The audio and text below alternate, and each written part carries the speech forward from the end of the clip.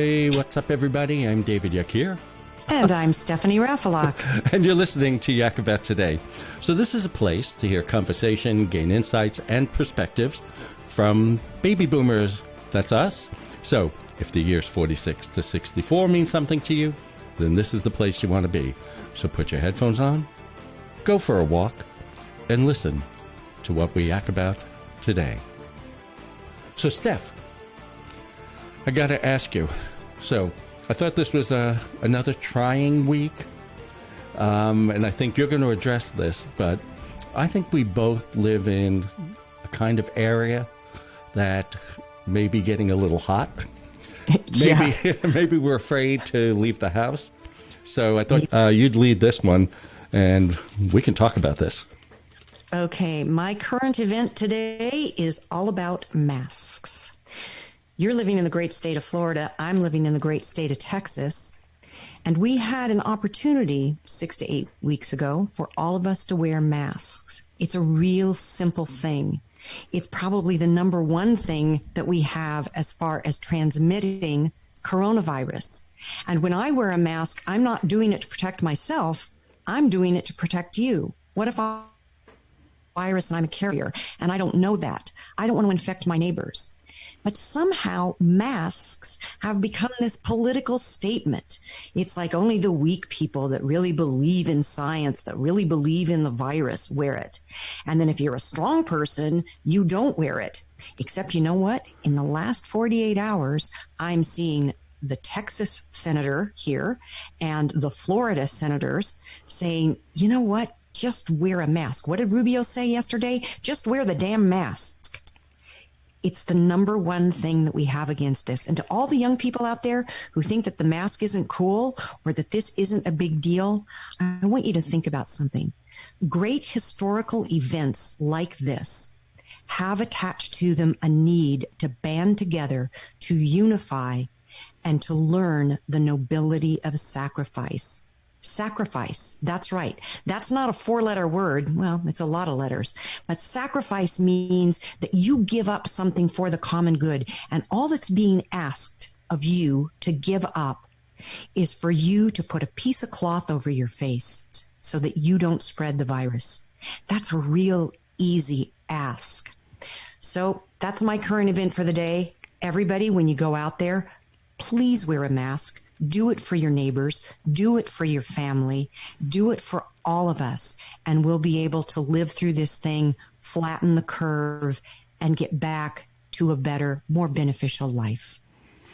You know, Steph, when I have conversations, or when you see conversations with younger people, and by the way, it's not only younger people in their late teens or early 20s or late 20s, but it really goes far. It could be 30s, 40s, what have you. But when you have the discussion, I think there's a couple of things going on here.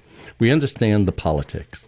When you have a president who doesn't wear a mask, his followers are taking the clue from him, right? So that's sort of one aspect of it. And also they think it's a conspiracy. You know, they think this whole thing is brought up to bring a president down. But the other part that I think another rationale they're using is, even if I get it, I will not get very sick. Because chances are, there are people that have died who were young, but most people feel that they won't get very sick.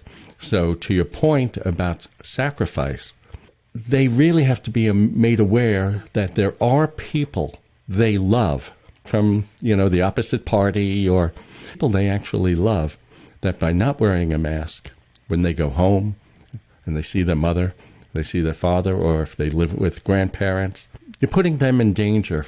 And even if you're not sure about it, if it was me and I wasn't, and I'm not sure about it, I would wear the mask as a precaution. It's a tough one. It really is. What I'm concerned about is we're seeing high infection rates here, partly because of testing, partly because of, hospital admissions. It's people in our age group that are, if you don't mind me using the term, a little loosey-goosey. with their masks. You and I happen to really believe that the mask protects others and probably plays a role in protecting us.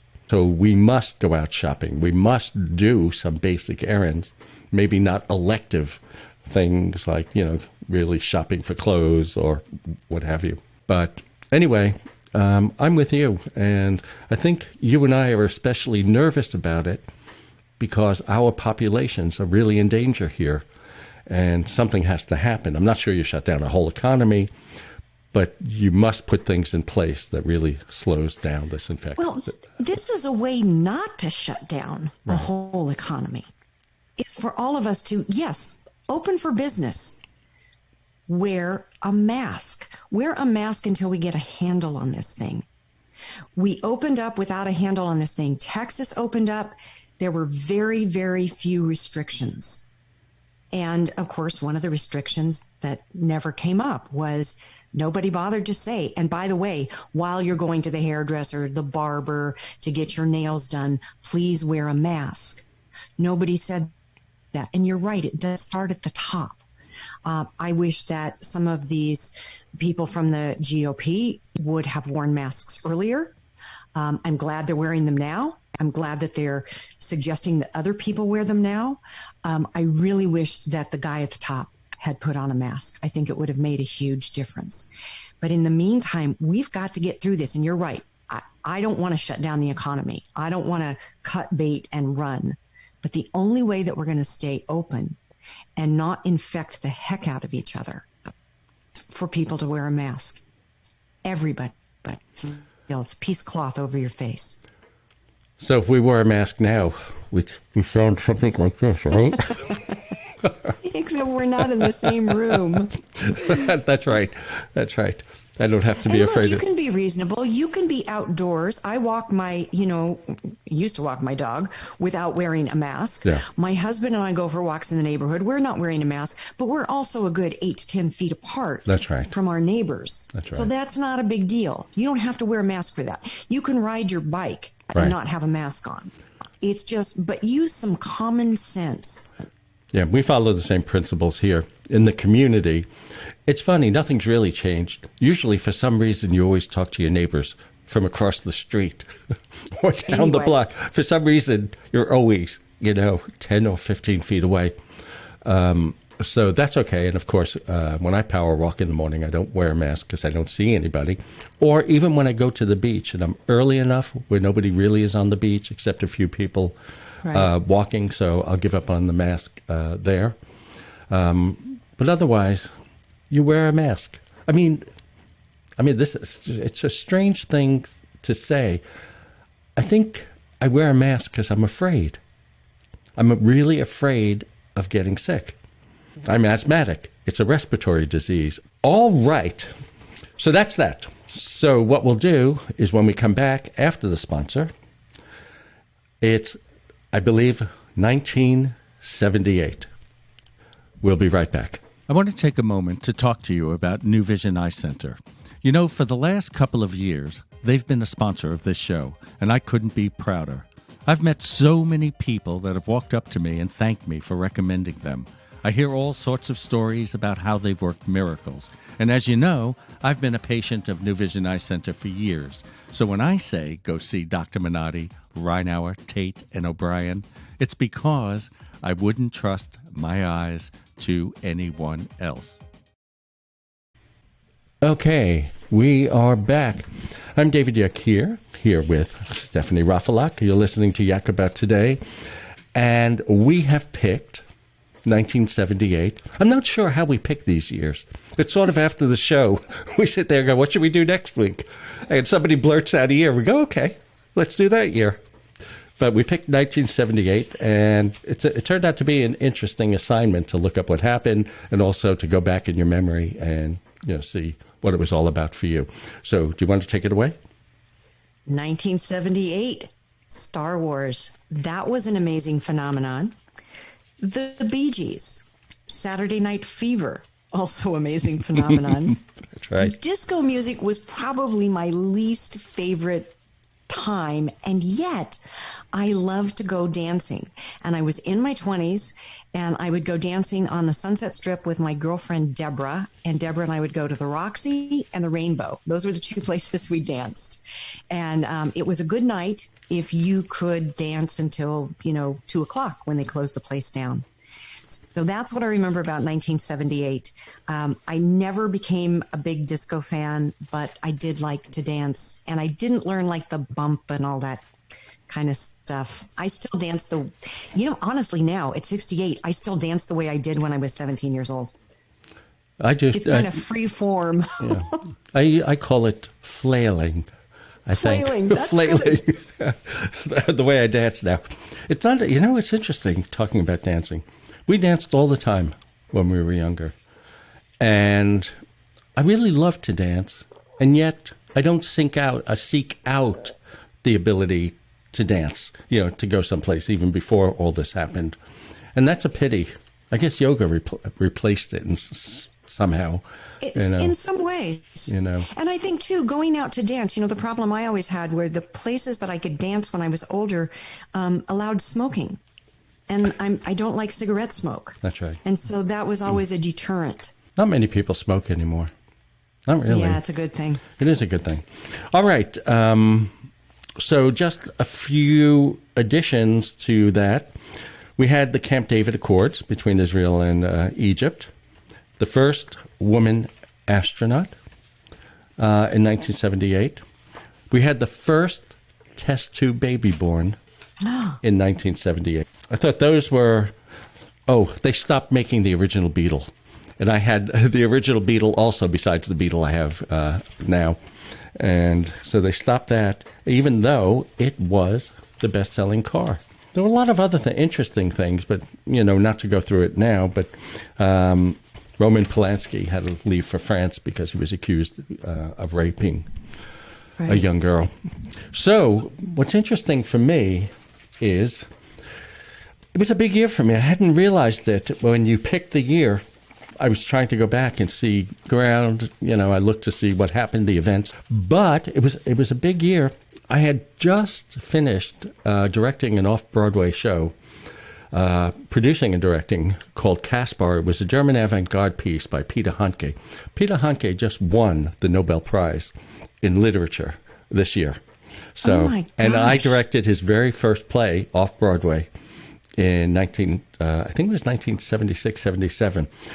But it was in 78, right before 78, actually. But in 1977, I was discovered by this man called Ned Sharon. He was an Englishman. He was on Broadway. He had created a show called Side by Side by Sondheim. And that was a big Broadway show. And he had seen Caspar. And I got a note from him to meet him at our local watering hole. I did. And he said, "You're from Brooklyn. I read your biography." I said, "Yes." He goes, "How would you like to direct a new musical with me in London called, I named it. It was a Lieber and Stoller musical, and they wrote every top 10 song for like 10 years for Elvis and all that."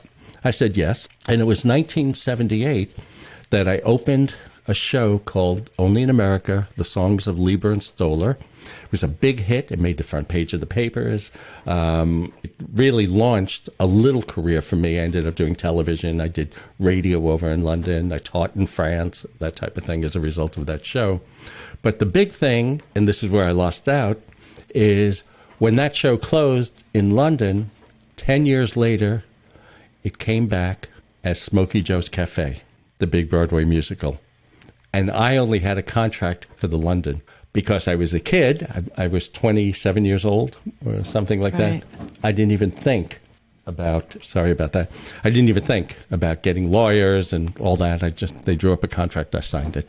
Anyway, that was my 1978. I think a lot of other things happened, but that was the big one. All right. So I think I go next, but we're going to take a break first. And I think we'll do I've been thinking, and I'll tell you what I've been thinking a lot about. I'm David Yakir.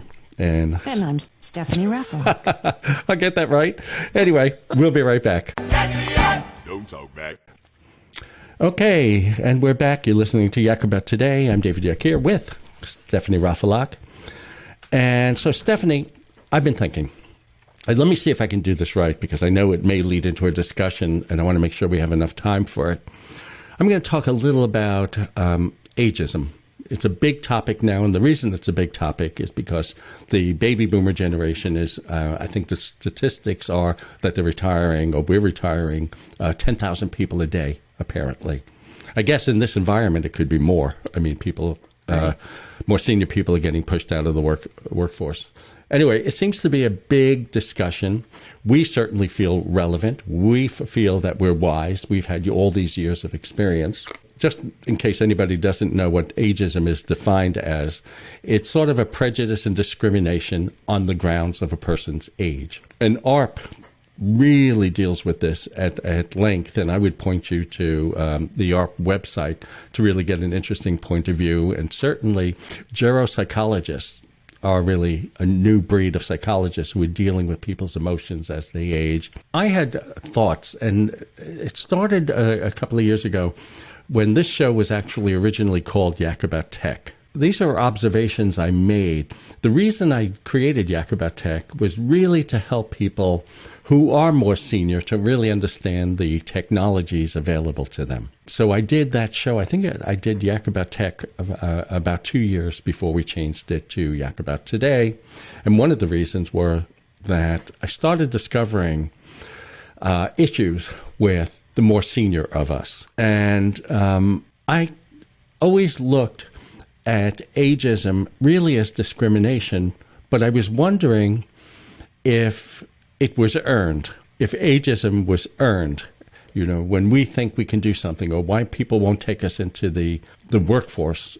I think what happens is, I don't know if it's a physical incapacity, our ability to learn things new, or if we're refusing to learn things. And that's problematic because you're in the workforce. You have to keep up. You have to learn something new. You have to stay ahead.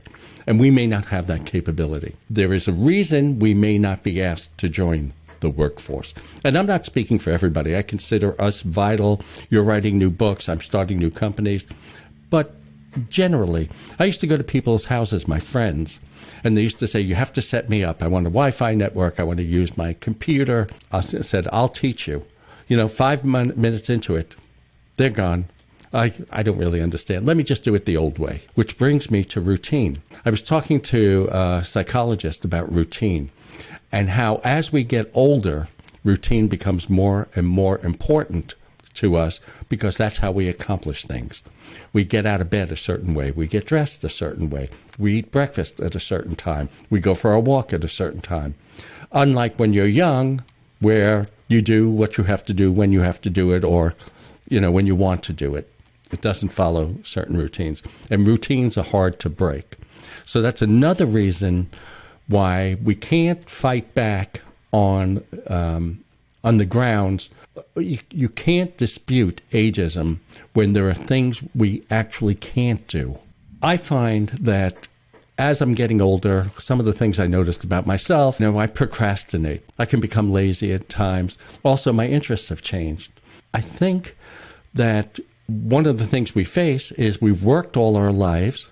We don't feel like learning something new. We don't feel like putting the effort into things, except for those things that all of a sudden interest us.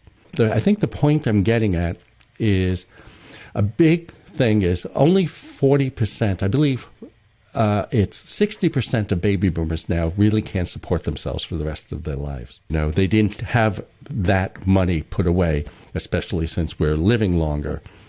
And there's every effort to put these people back into the workforce. It's a difficult and problematic thing to do because of all the things I just talked about. I think the answer to everything is if we recognize what we can do, what our body clocks say we can do, what we mentally can do, and we're really honest with ourselves, there may be a way for us to continue, because there is that thing called wisdom, life experience, and a lot of knowledge, but the way we enter the workforce will be different, or the way we continue our lives will be different. Anyway, that's sort of my take on ageism, because you always hear, there's a lot of, when you go to a psychologist, they teach you how to deal with ageism, that people will think less of you because you get older. That's what I've been thinking. That's a lot that you've been thinking. I know. I think some of ageism is from the outside, some is from the inside. Sometimes the call's coming from inside the house. Right. One of the things that works well for aging well is to stay engaged. And staying engaged means that you're learning something all the time and that you're moving all the time. Now, at a certain point in one's life, we all stop moving, but I think you make some very good points, and it's certainly something to reflect on for the rest of the week. I have a feeling we'll be talking about that a great deal as we get more experience about it. Anyway, I'm David Yakir with Stephanie Raffelock. You're going to buy her book, but you'll hear about it in a little while. And we'll see you next week. Hi, I'm Stephanie Raffelock, the co-host of Yak About Today. And I wanted to take a moment to tell you about my new book. It's called A Delightful Little Book on Aging. It's available on Amazon and lots of other places too. Here's something about the book. All around us, older women flourish in industry, entertainment, and politics. Do they know something we don't, or are they just trying to figure it out too? So many of us feel in our hearts and minds that we are still 20-something young women who can take on the world. But every day we have to rise above the creaky joints and achy knees just to move through the world with a modicum of grace. Yet we do rise because it's a privilege to grow old, and every single day is a gift. This book is an invitation to celebrate whatever age you are with a sense of joy and purpose and a spirit of gratitude. Thanks for listening. I hope you'll check out my book. And remember to tune in to Yak About Today.